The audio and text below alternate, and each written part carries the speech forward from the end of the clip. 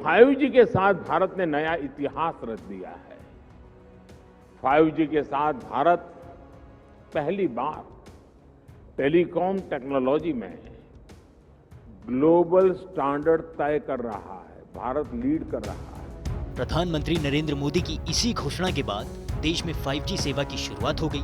इसके साथ ही 5G service से देश में अल्ट्रा हाई स्पीड इंटरनेट का इस्तेमाल अब हम कर सकते हैं। 5G सेवा लॉन्च करते हुए पीएम मोदी ने कहा कि भारत सरकार का मकसद सभी भारतीयों को इंटरनेट सेवा मुहैया कराना है। इंटरनेट का इस्तेमाल करने वाला हर व्यक्ति इस बात को समझ रहा है कि 5G इंटरनेट का पूरा आर्किटेक्चर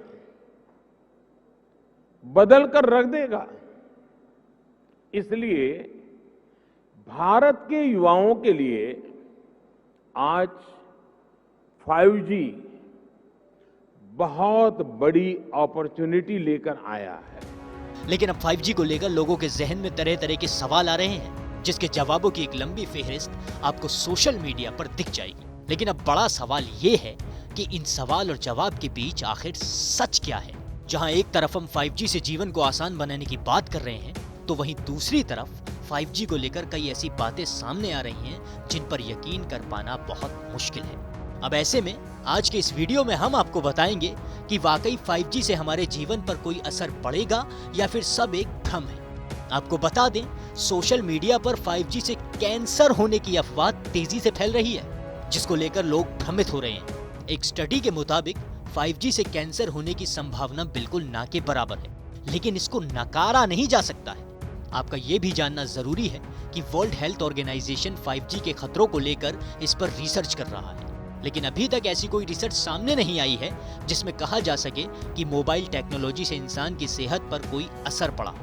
भारत में 5G तैयारियों के लिए 2020 में कांग्रेस सांसद शशि थरूर की अगुवाई में बनी पार्लियामेंट्री स्टडिंग कमेटी में मार्च 2022 में अपनी 21वीं रिपोर्ट में कहा कि देश में अभी 5G टेक्नोलॉजी शुरुआती स्टेज में है।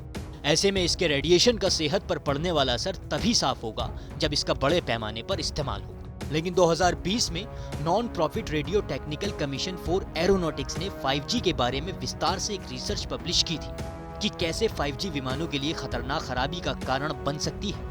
हालांकि यूरोप के 27 देशों में विमानों की उड़ान में 5G की वजह से कोई शिकायत नहीं मिली है। यूरोपीय एविएशन एजेंसी ने कहा है कि ये समस्या केवल अमेरिका में ही है।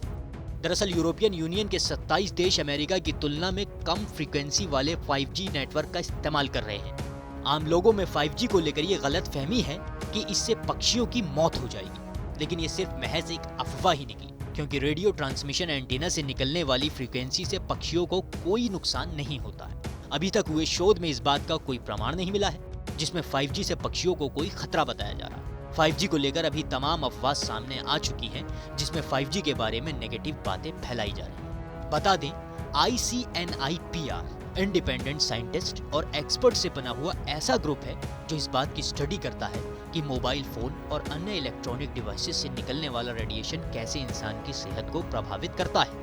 हालांकि कुछ संस्थाओं का कहना है कि इसे लेकर अभी और रिसर्च की जरूरत है। आप भी इस खबर पर अपनी राय हमारे साथ जरूर साझा करें। बाकी देश और दुनिया की तमाम बड़ी खबरों के लिए देखते रहें TV9 डिजिटल।